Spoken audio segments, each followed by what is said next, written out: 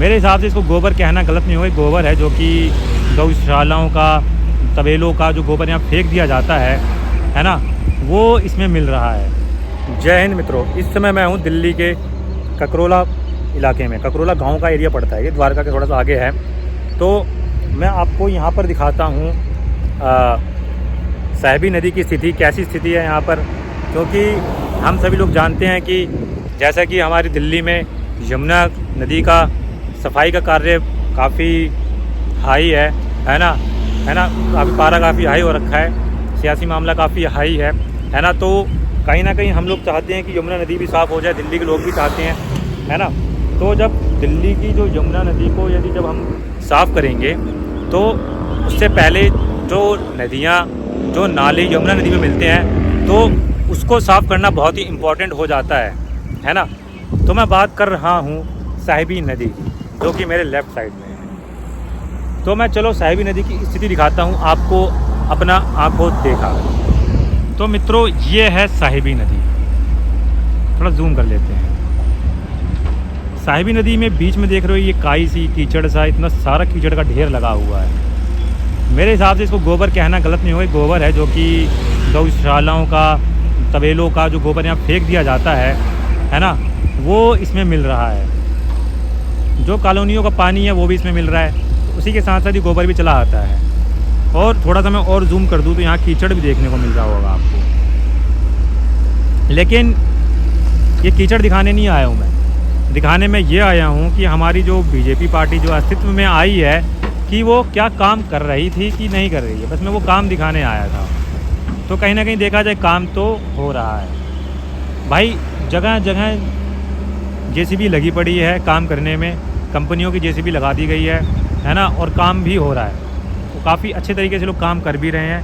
और देखा जाए ये कीचड़ देख सकते हो आप लोग, ये कीचड़ मैं जो दिखा रहा हूँ सामने, इतना सारा कीचड़ है यहाँ पे भाई। ये जेसीबी वाले ऑपरेटर भाई ने साफ़ करा पूरा, पानी भी धीरे धीरे साफ़ हो जाएगा भाई। 3 साल का टाइम मांगा है हमारी दिल्ली की सीएम ने, तो 3 साल में तो मेरे हिसाब से तो भाई हो जाना चाहिए।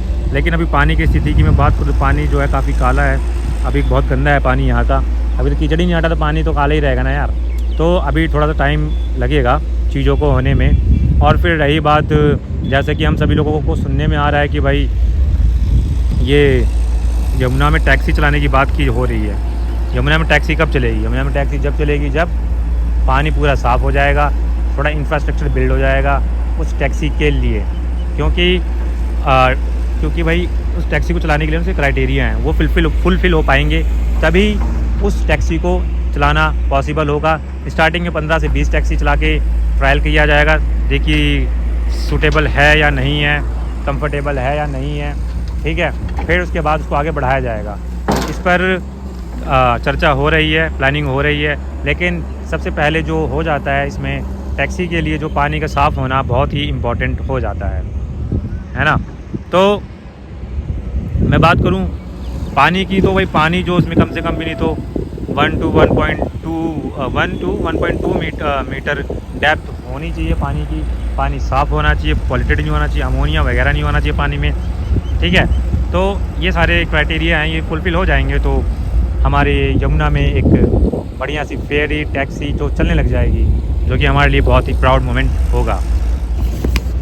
तो ये हाल देखा आपने दिल्ली के ककरोला मोड़ इलाके का, ककरोला गांव का, ठीक है।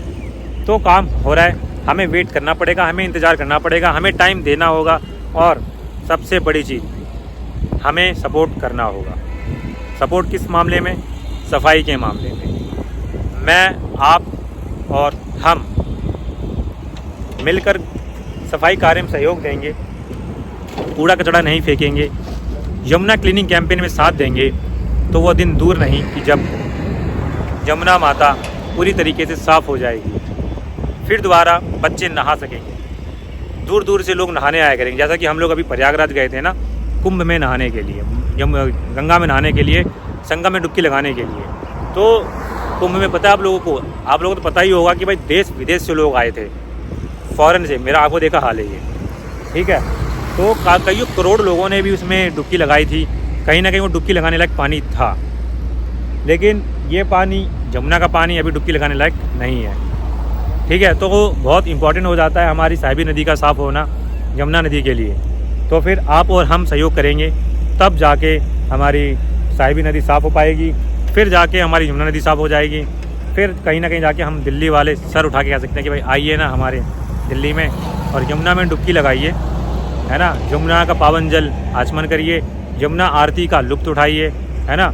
यमुना माता का आशीर्वाद लीजिए। तो भाई इतना अगर ये सब कुछ हो जाएगा तो भाई बहुत ही प्राउड मोमेंट हो जाएगा हम सभी लोगों के लिए, है ना। लेकिन ये सब हो पाएगा आप और हम सभी के सपोर्ट से, है ना। क्योंकि भाई जेसीबी वाले भैया जो काम कर रहे हैं, है ना, तो इनके करने से नहीं होगा ना। अगर मान लो कि साफ़ करके चले जाएंगे, गवर्नमेंट साफ़ करके चली जाएगी, तो फिर यार गंदगी कौन फैला रहा है? गंदगी हम फैलाएंगे दोबारा, फिर क्या हो जाएगा, दोबारा फिर ये गंदी हो जाएगी। तो कहने कि भाई बहुत इंपॉर्टेंट हो जाता है ये यमुना माता का साफ़ होना, साहिबी नदी का साफ़ होना। तो थोड़ा सा सहयोग करिए आप लोग भी। तो मिलते हैं दोस्तों नेक्स्ट वीडियो में। जय हिंद, जय भारत।